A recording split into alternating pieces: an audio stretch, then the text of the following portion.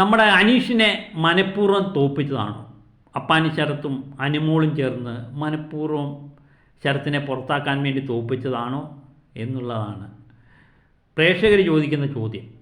ഇതിന് കാരണം എന്ന് പറയുന്നത്, ഇന്ന് ഒരു ഗെയിം നടക്കുന്നുണ്ട്.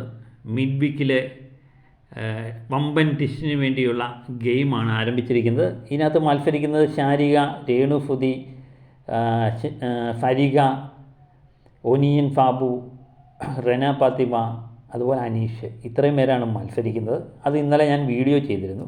അപ്പം 2 സഹായികളെ തിരഞ്ഞെടുക്കാം. റെന തിരഞ്ഞെടുത്തത് ആര്യനെയും ജിഫേലിനെയാണ്. അതുപോലെ ഫരിക തിരഞ്ഞെടുത്ത നെവീനെ, അഭിലാഷിനെയും, രേണു ശൈത്യയും ബെൻഫിയെയും, ഒനിയൻ ഫാബു അക്ബറിനെയും ഷാനവാഫിനെയും, ശാരിക ബെന്നിയെയും ആദലിനെയും. അനീഷ് തിരഞ്ഞെടുത്തത് നമ്മുടെ ശരത്തിനെയും അനുമോളെയാണ്. അപ്പോൾ അവർ ചതിക്കുമോ എന്നുള്ളത് ഇവർ തിരഞ്ഞെടുത്തപ്പോൾ തന്നെ പ്രേക്ഷകർ അഭിപ്രായപ്പെട്ടിരുന്നു അനീഷിന് പണി കിട്ടും എന്നുള്ളത്. പക്ഷേ ഗെയിം കഴിഞ്ഞ് കഴിഞ്ഞപ്പം ഇവർ രണ്ടുപേരും കളിച്ചിട്ടും അനീഷ് ലാസ്റ്റ് സ്ഥാനത്തേക്ക് പിന്തള്ളുന്നതാണ് കണ്ടത്. വമ്പൻ ട്വിസ്റ്റാണ് നടക്കാൻ പോകുന്നത്. അപ്പം ഗെയിം എന്ന് പറയുന്നത് കുറച്ചൊരു പെട്ടി വെച്ചിട്ടുണ്ട്.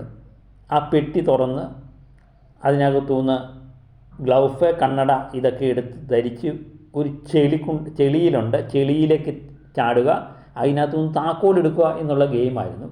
ആദ്യത്തെ പങ്കെടുക്കേണ്ട ആൾ പോയി ആ കളർ വെള്ളത്തിൽ നിന്ന് താക്കോലെടുത്തുകൊണ്ട് ഈ പെട്ടി തുറക്കണം.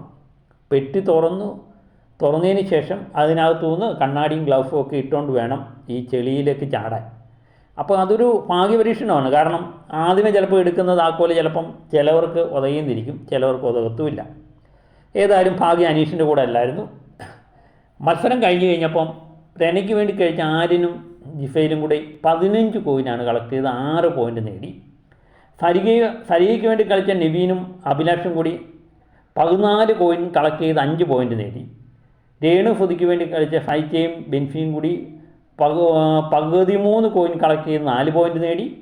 ഒനിയൻ ഫാബുവിന് വേണ്ടി കളക്ട് ചെയ്ത അക്ബറും ഷാനവാഫും 12 കോയിൻ കളക്ട് ചെയ്ത് 3 പോയിൻറ്റും. ശാരികയ്ക്ക് വേണ്ടി കളിച്ച ബെന്നിയും അതിലും കൂടി 9 കോയിൻ കളക്ട് ചെയ്ത് 2 പോയിൻറ്റും. അനീഷിന് വേണ്ടി കളിച്ച അപ്പാനി ശരത്തും നമ്മൾ അനുമോളും കൂടി കളക്ട് ചെയ്ത 3 കോയിൻ മാത്രമാണ്, 1 പോയിൻ്റാണ് നേടിയത്. അങ്ങനെ അനീഷിന് വമ്പൻ തിരിച്ചടി തന്നെയാണ് കിട്ടിയിരിക്കുന്നത്. അനീഷ് ഈ ആഴ്ച പുറത്തു പോകുമോ ഇല്ലയോ എന്നുള്ളത് കാത്തിരുന്ന് കാണുക. അപ്പോൾ ഇവരെ തിരഞ്ഞെടുത്തപ്പോഴേ തന്നെ പ്രേക്ഷകർ ഒരുപാട് പറഞ്ഞതാണ് അനീഷിനെ ഇവർ ചതിക്കുമെന്നുള്ളത്. പിന്നെ ബിഗ് ബോസാണ്, ഇത്രയും ആൾക്കാർ കണ്ടുകൊണ്ടിരിക്കുകയാണ്. മനഃപൂർവ്വം ഒരാൾ ചതിക്കുമോ ഇല്ലയോ എന്നൊന്നും എനിക്ക് തോന്നുന്നില്ല. കാരണം ഒരു കാരണവശാലും ചതിക്കാൻ സാധ്യതയില്ല. കാരണം ഇത്രയും ആൾക്കാർ കണ്ടുകൊണ്ടിരിക്കുകയാണ്.